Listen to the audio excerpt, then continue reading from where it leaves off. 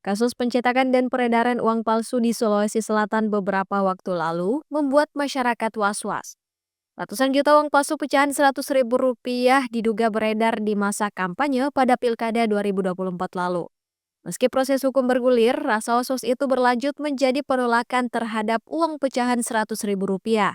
Tak sedikit para pedagang yang enggan menerima uang pecahan Rp100.000 yang digunakan sebagai pembayaran. Guru Besar Bidang Ilmu Manajemen Keuangan Universitas Hasanuddin, Profesor Mursalim Nohong SEMSI CWM, menilai kekhawatiran tersebut adalah hal yang niscaya, apalagi belum ada informasi yang jelas mengenai titik-titik pengedaran uang palsu tersebut. Dalam hal ini, ia menekankan peran dari Bank Indonesia untuk meyakinkan masyarakat bahwa pengedaran tersebut sudah dibatasi.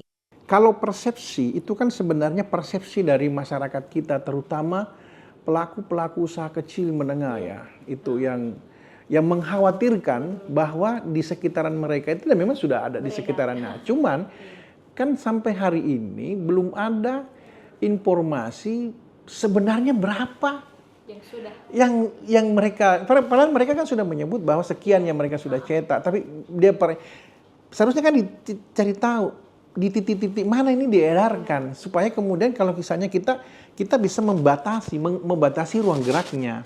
Wakil Dekan Bidang Akademik dan Kemahasiswaan Fakultas Ekonomi dan Bisnis Universitas Hasanuddin ini justru menilai fenomena tersebut menjadi momentum bagi pemerintah untuk menggalakkan transformasi menuju transaksi digital kepada para pelaku UMKM maupun masyarakat konsumen yang masih sepenuhnya menggunakan metode pembayaran dengan uang tunai.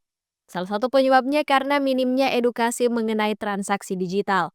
Menurut Prof. Mursalim, masyarakat yang masih terikat pada transaksi dengan uang tunai perlu diberikan edukasi bahwa transaksi elektronik lebih minim risiko ketimbang transaksi menggunakan uang tunai. Ada ke perilaku masyarakat kita yang disebut dengan financial behavior-nya itu, ketika mereka tidak memegang uang dalam fisik, itu seolah-olah mereka tidak punya uang. Nah itu perlu kan juga literasi, mereka mengedukasi mereka. Padahal jauh lebih aman, sebenarnya transaksi itu dilakukan dibanding dengan mereka. Ini momentum sebenarnya bagi pemerintah untuk memberikan kesadaran kepada mereka. Kalau kita menerima transaksi cash, itu resikonya begini. Tapi kalau tidak, misalnya dalam bentuk e-money misalnya, itu risikonya kecil sekali. Ini momentumnya saya kira. Nah ini kan belum ada gerakan ke situ. Ya kan seharusnya kan kesempatan ini kita gunakan. Kalau di kota-kota besar kan sudah mereka rata-rata bahkan tidak, yang kecil-kecil sudah tidak mau menerima. Ya meskipun mereka variasi biasanya ya.